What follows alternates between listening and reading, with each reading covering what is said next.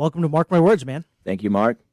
So, and George, I think we might have to fix the camera. It's a little off. It's showing like my soon-to-be bald spot on the top of my head. But Max, yeah, crime, Yes. crime, crime, crime is a big issue.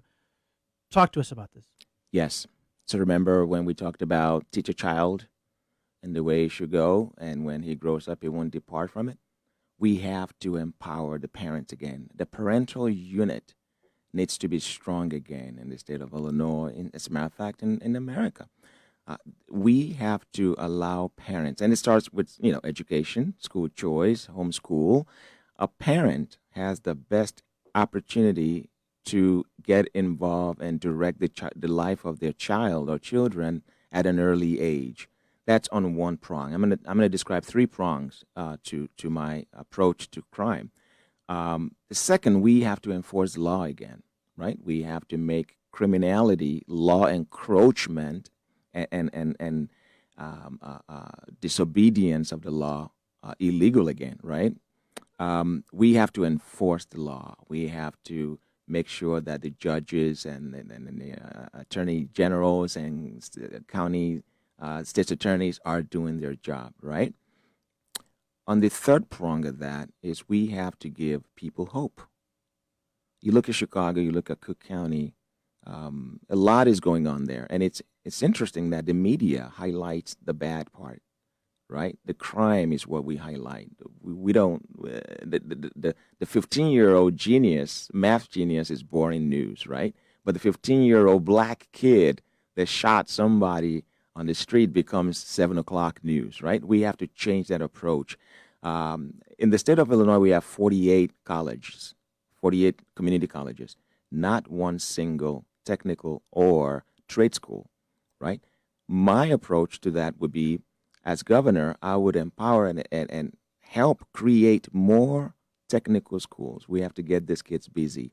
Not all of them are going to go to colleges. Many of them are very smart. They're very hands-on. They're very technical-minded and brained. We have to create opportunities for these kids to express their gift and encourage it, right? But we have to start early, though. By the time you allow them to become a teenager and then they're now 18, 19 with records, it's almost kind of harder to change their minds away from a life of crime. But we have to catch them early and get invested early and help them grow up to be responsible, law-abiding citizens. You know, Max, it's a it's a crowded field, but what do you think are some points that make your candidacy so unique from the other candidates? Absolutely. I am the only candidate that's talking about what Illinois needs to get out of the fiscal crisis that we've known even before COVID, right? It's interesting that the typical Democrat, right? We know what JB came in. He told us he was going to raise our taxes. As a matter of fact, this was the man who spent $60 million of his own money to rudely ask us to raise our own taxes and then asked us to vote yes on it, right? I have never seen a more rude approach to public policy, but we rejected that. But on the Republican side, the typical you get is, say for example, if COVID wasn't a thing right now, the typical Republican Party candidate would be talking about let's cut taxes, right? That's our usual go-to. Well, Illinois needs more than that. Illinois needs an understanding of the problem. I do. I understand the problem. The problem we have in Illinois, top on the list, is our pension crisis. It's killing a lot of other opportunities or avenues for us to spend money on, right?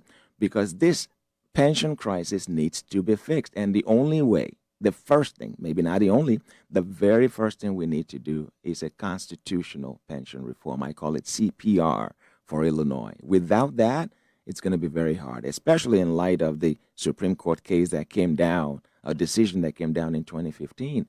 I'm the only candidate yelling and screaming and fighting and singing and dancing about it on the street. We need CPR. Don't be distracted by these masks and mandates. JB created that. We can uncreate that on January 9, 2023. He did it by executive order. By executive order, I'm going to make mandates go away. But we can make mandates go away by executive orders, but we're not going to make pension crisis go away by executive orders. We need constitutional pension reform. And finally, I'm not your typical candidate, right? Normally, the Republican Party has stayed away from Cook County. I live in Cook County. Latasha Fields live in Cook County. We're there. We're in the heart of the beast. We're going to a new group, a new generation of conservatives in Cook County, in Chicago.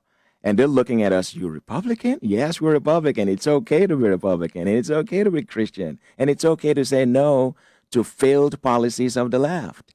It's time to move on from that. What have you got to lose, right? And that's what we bring in. That's what Latasha and I bring in into this race, and it's going to be exciting.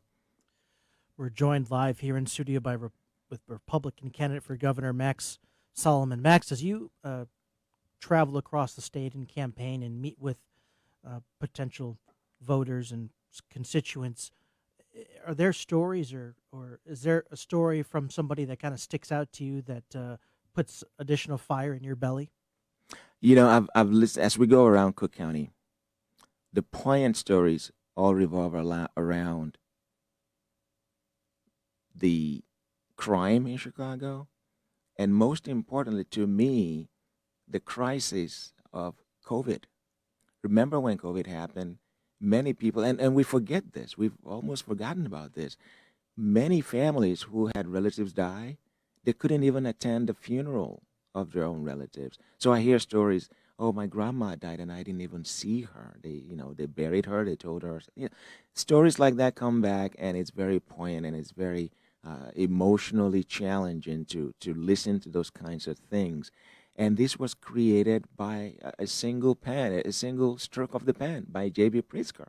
He made a worse situation worse, right? And apart from that, I'm very bothered by unsolved crimes in Chicago.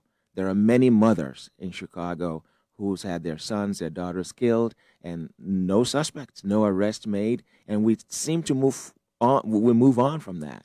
It's almost typical and expected to wake up in the morning and hear somebody's been shot in Chicago. That's not normal. That's not supposed to be normal. We need to go back and not only enforce the law, but pay attention to these families that have been ruined and affected by these crimes and this unfortunate, cycle of incidents.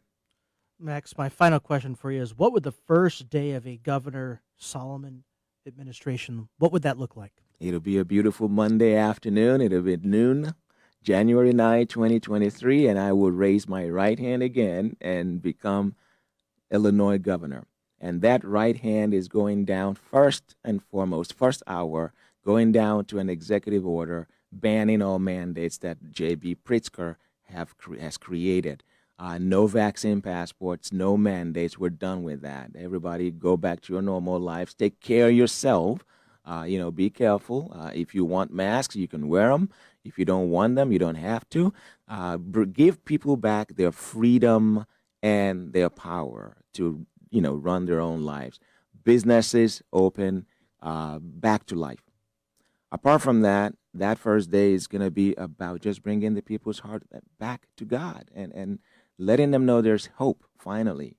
And letting Chicago know that Chicago is never again going to be ignored by a Republican candidate or the GOP party. We're going to be back in Chicago, and we're going to help Chicago fix Chicago. Max, we've got about a minute left, but tell us where people can get more information to learn more information about your campaign, or where you might be, where your next stop might be. www.maxsolomon.org. Read about everything there. We're still putting things up there as far as policy agenda. We're all around. Right now, we're trying to get on that ballot. So if you haven't signed our petition, please find our petition. It's on the website. Sign that thing. Get us on the ballot. We'll appreciate it. Latasha and I would appreciate it. And we're going around. I think our next stop is tomorrow. I think tomorrow we're going to be in Joliet. The Young Republican appreciation. It's on my calendar. Sometimes you've got a lot of things on your calendar, and you're just going day by day, minute by minute. I'm thankful. Well, Max Solomon, Republican candidate for governor, thanks for joining me here live in studio. Again, go to his website, MaxSolomon.org. You're listening to Mark My Words. We'll be right back.